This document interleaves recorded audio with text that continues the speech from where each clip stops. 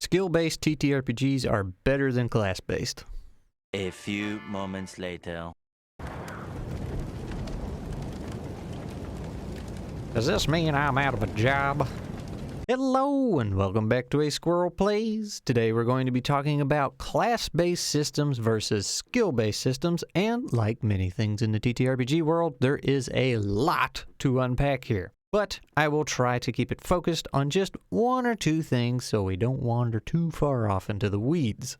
Also, you already know the answer I'm going to give for which system is better. It's the one that works best for your group. I know, it sounds like such a cheap political type of answer that refuses to take a side and just tries to make everyone happy for the sake of views, but there is truth in what I say. It does depend on your group of people. There's this snazzy little thing called design intent, and that's going to be coming up a lot throughout this chat. And since it's important to remember, I made this incredibly ugly text in PowerPoint because, of course, so you'll not soon forget. It doesn't matter if you're designing your own TTRPG system from scratch, designing a campaign or a one-shot to run for your group, or just designing a character you'd like to play as in somebody else's game, that design intent is still there. You need to know what you're designing for and what the goal is. If you're trying to make something that will make everyone happy and work with everything, well, you've failed before you've even started. Now, I don't really have an outline for you today, so we're just going to jump into it and see where it goes.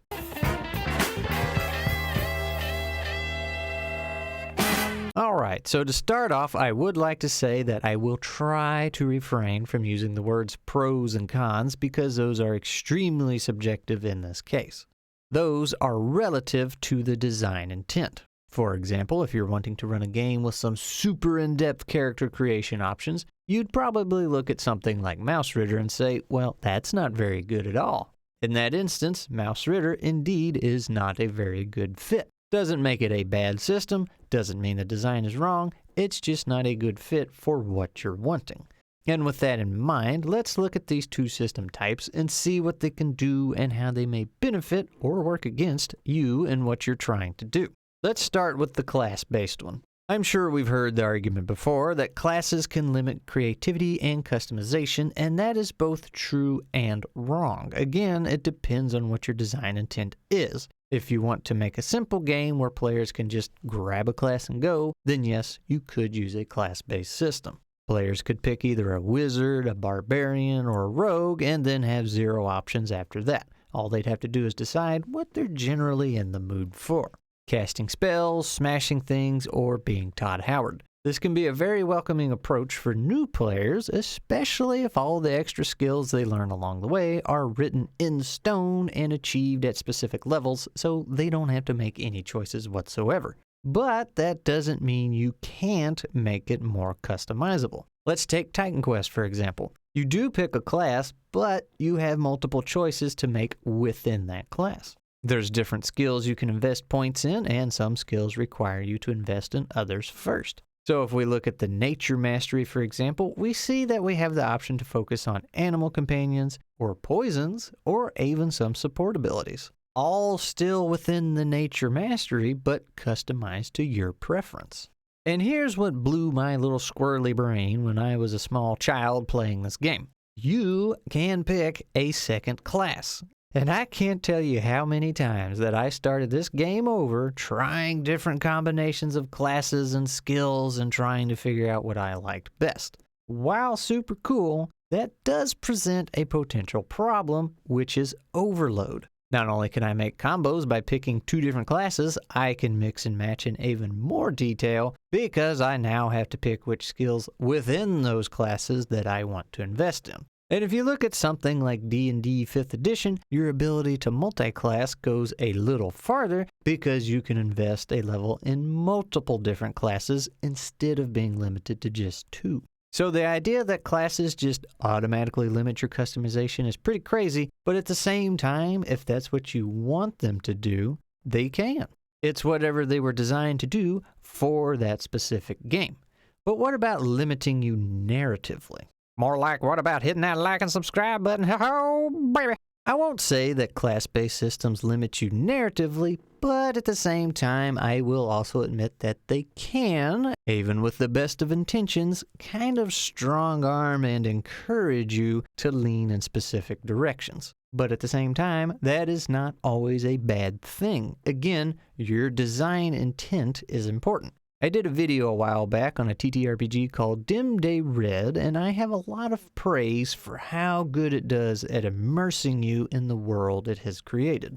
And part of that is done by giving the players 5 classes, or playbooks if you will in this case, to choose from and encouraging you to lean in specific directions. The design intent wasn't to give you an infinite character customization experience. It was to immerse you in this world, and putting customization limits in place helped achieve that goal. You didn't get to be Captain Zublar, who always spoke in song and traveled with his animal companion Fluffykins McFluffster. You had to be something that matched that setting. And having got to play that game somewhat recently with some of the team behind it, I can assure you that it works very, very well, and it was a lot of fun.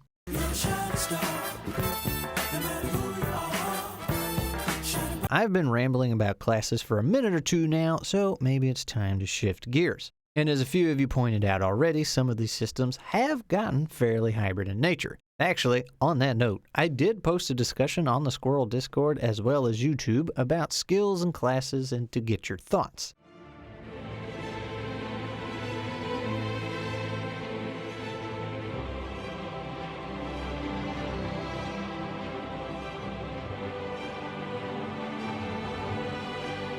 Worst mistake I ever made.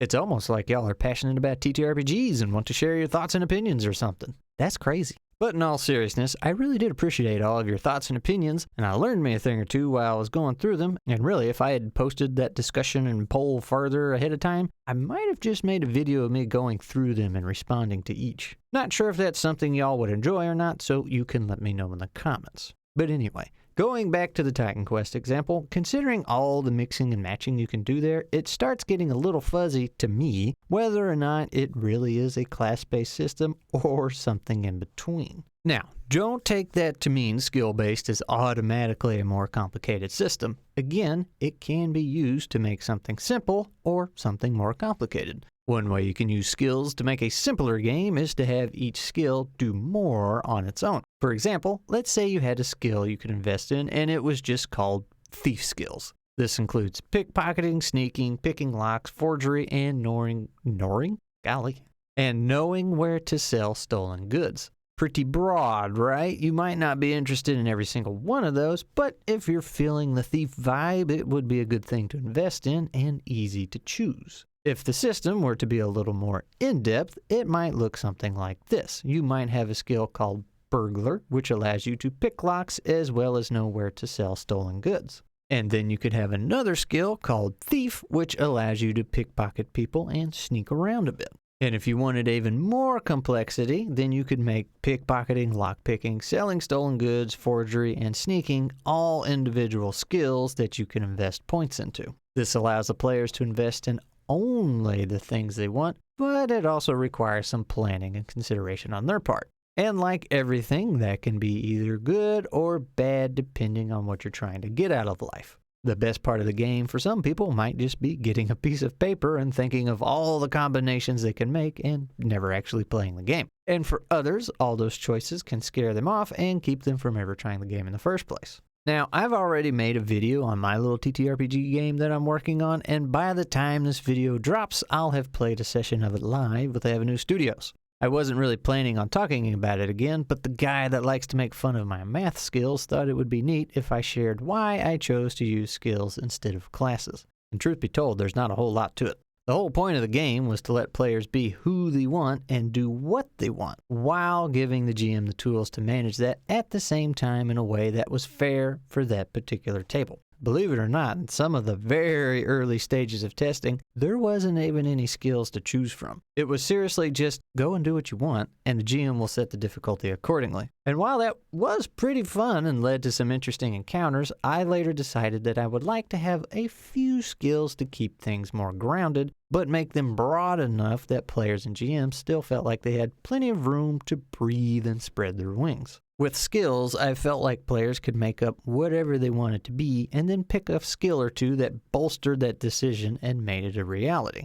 Whereas with classes, I felt like it was players thinking of what they wanted to be and forcing it into that class or just picking something that was close enough. My design intent was to make a system that let GMs tell a fun story and let players be who they want and do what they want. It was not to be the best system for every single setting you can think of. It was to be something simple and enjoyable, and I think that's what it ended up being. There's still a few kinks to work out, of course, and a couple more things that I'd like to add, and I'll let you know when the $1 million Kickstarter is. Anyway, that is about it for today. The topic of skills and classes is obviously much deeper than this and can go into a lot of different areas, but I think that's pretty good for now and will hopefully give you something to nibble on. And that also means it's time for a shout out. Obviously, shout out to all of those that participated in the conversations about today's subject and gave me lots to think about and read over, but let's also put the spotlight over on Kelvin Shadewing here. He recently joined us and has been sharing a lot of his work, and I'm going to tell you right now, that's one busy little rodent. Between TTRPGs and drawing, he's even been making his own video game, which you can see right here. It's actually pretty darn fun, and if you'd like to give it a whirl, you can grab it for free from the link in the description. And no, he didn't pay me to say that, but he could make me a squirrel emoji or two for the Discord server if he felt so inclined. Honestly, that's what I need. I need all the artists in the server to make a squirrel in their own unique art style. That'd be pretty cool. Anyway, that's all I got, so give me your thoughts if you haven't already. Which system and style do you prefer, and why? What's your experience been like with each? What are you going to get me for Christmas? Squirrel out!